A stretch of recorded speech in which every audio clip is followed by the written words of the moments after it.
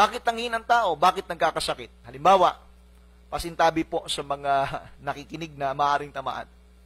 Halimbawa, alam ng ikasasama ng katawan yung mga bisyo at kalayawan, tuloy-tuloy pa rin. Grabe sa bisyo, grabe sa kalayawan, sugapa sa bisyo, sugapa sa kalayawan. Tapos pag magbe-birthday ang request, long life.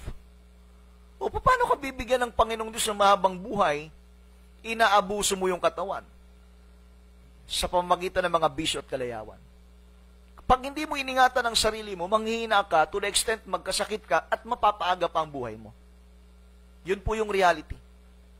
Kaya, sa isang taong hindi naging maingat sa kanyang sarili, nagiging pabaya.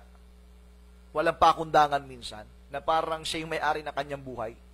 At pag nagkasakit na, isisisi sa iba, minsan nasisisi pa nga yung gobyerno. Nasabihin sa gobyerno, bakit walang tulong ang gobyerno sa akin? Samantalang ikaw naman ay may gawa ng sakit mo, ng karamdaman mo. Dahil inabuso mo ang katawan mo, naging pabaya ka, hindi mo iningatan ang sarili mo. Medyo masakit, pero kinakailangan po nating magising. Medyo masakit sa pandinig, pero ito po ay pagmamahal ng Diyos na dapat tayong ma-rebuke doon sa mga gawa na hindi po karapat-dapat. Kaya nanghihina, nagkakasakit ang isang tao, hindi iningatan ang sarili. Sa mga mananampalataya naman, sa isang Kristiyano, nanghihina ang isang Kristiyano sa kanyang pananampalataya at sa kanyang buhay espiritual, sapagkat hindi niya iningatan yung kanyang pananampalataya na yung kanyang pananampalataya naging bukas doon sa atake. Sabi nga, huwag mong bigyan ng puwang ang kaaway. Parang nagbigay ka ng puwang sa kaaway.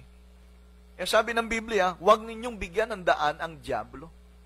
Ingatan mo ang iyong sarili, ingatan mo ang iyong pananampalataya. Dahil, ang sabi po ng Santiago 4:17, sa nakakaalam nga ng paggawa ng tama at hindi ginagawa, ito'y kasalanan sa kanya. Yung alam mo ng tama, tapos hindi mo ginagawa, kasalanan po yun.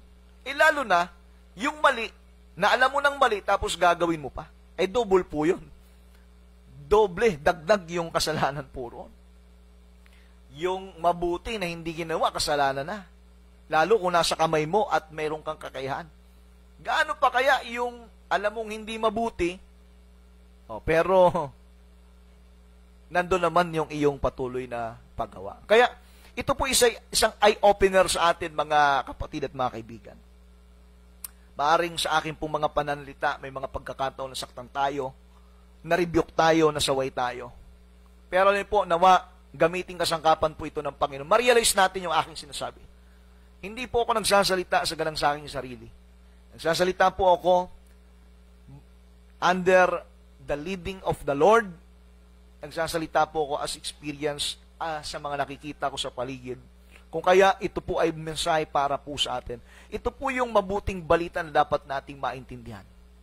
Gusto po nating maging malakas sa ating pananampalataya, malakas sa ating buhay espiritual bilang mga Kristiyano. Ayusin po natin yung ating buhay sa ating pananampalataya.